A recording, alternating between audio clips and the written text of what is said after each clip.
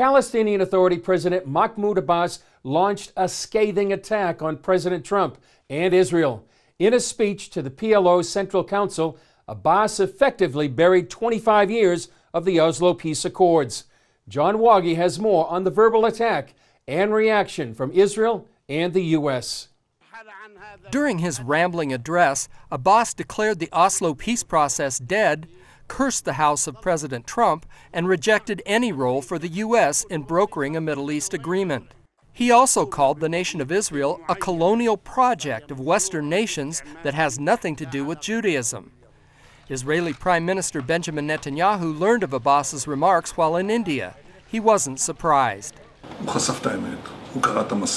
He has revealed the truth. He has torn off the mask and shown to the public the simple truth that I have been working to instill for many long years. The root of the conflict between us and the Palestinians is the steadfast refusal to recognize the Jewish state in any borders whatsoever.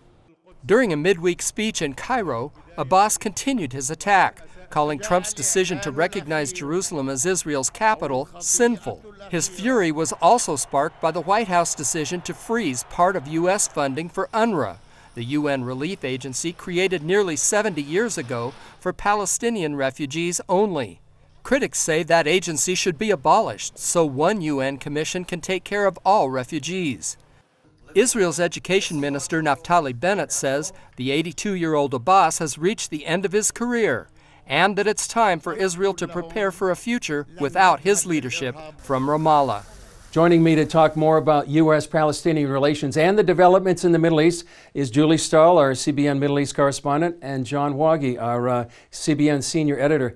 John, you just did that story on Mahmud Abbas. How significant is his speech, and what does it mean for U.S.-Palestinian relations? Well, I think it's quite significant, actually, because there's no turning back after a speech like this, after you basically say there's no room for U.S. negotiations and the U.S. cannot be a mediator anymore. That leaves you with little room to maneuver. So he has really thrown down the gauntlet to the U.S. government, and I think he's bitterly disappointed at the change from the Obama administration to the Trump administration. And also, I think, we don't hear it come through as much, but I think he's also very angry with nations like Saudi Arabia, Egypt, the United Arab Emirates, some of these Arab nations who are saying, look, it's time for a new era in the United States diplomacy, right, and in the whole Middle East diplomacy, and we need help against Iran, the Shiite nation. Exactly. And so we're going to side with the United States and even Israel, as opposed to doing that with the Palestinians. And so I think Abbas is feeling a little bit lonely right now, in spite of the votes in the UN that go, 200 nations for the Palestinian resolutions and 9 for the United States. The reality of the power structure is a lot different, and the United States is charting a new course here. And one thing he did in the speech, we were reading about an Islamic expert that said the curse, he actually cursed the Trump household, and he said this was like one of the worst curses you can do in the Arab world. And they tried to backtrack. His spokespeople tried to backtrack and say, he was just being sarcastic. That's not sarcastic from everything I know of the pronouncement of the curse. Right. And Julie, from an Israeli point of view, I know Israeli Prime Minister Benjamin Netanyahu was in India. He reacted to his speech, and he said basically it took the mask off of Mahmud Abbas. And what he had been saying for years, that it's really they fail to recognize a Jewish state. Yeah, basically that's it. I mean, what the Israelis said was that this shows why there's no peace. There's no peace partner. Across the board, left and right, Israelis reacted very strongly against what Mahmud Abbas said. I mean, of course, there's a split within Israel about what to do next. The other option is maybe just ruling over them and not making them citizens. One of the education minister, Naftali Bennett, his idea is to have like cantons where they rule themselves, or emirates. They rule themselves in the major population areas, and and then Israel has overall security. For those of us who have covered, the Middle East for decades, back from the Oslo Accords, this is really kind of a new world order, sort of. Things are changing and breaking up. Do you see it that way as well?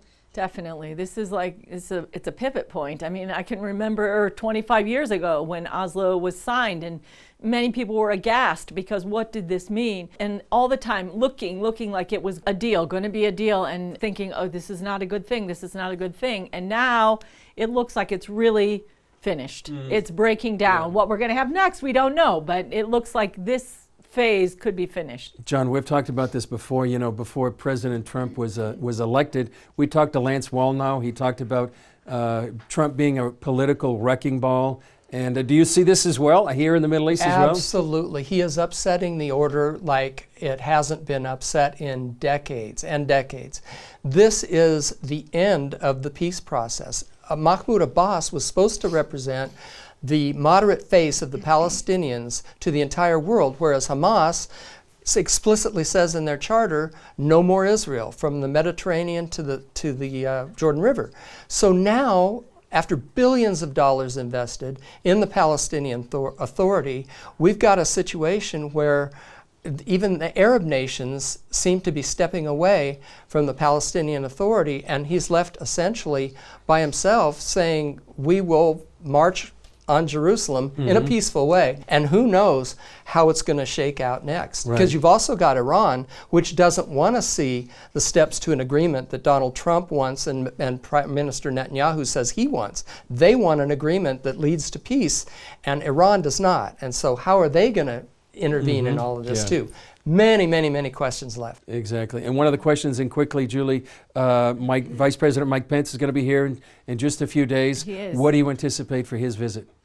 Well, from the Israeli side, a lot of goodwill. From the Palestinian side, as of now, they're not planning on meeting him. They're pretty bogus with him. But I would imagine that it'll be a pretty upbeat visit. Yeah, I would expect so too. We'll look forward to that. Well, Julie, John, thanks for your expertise. We've covered this for many years and anticipate many more things and new developments coming up in the next few months and years. Thank you.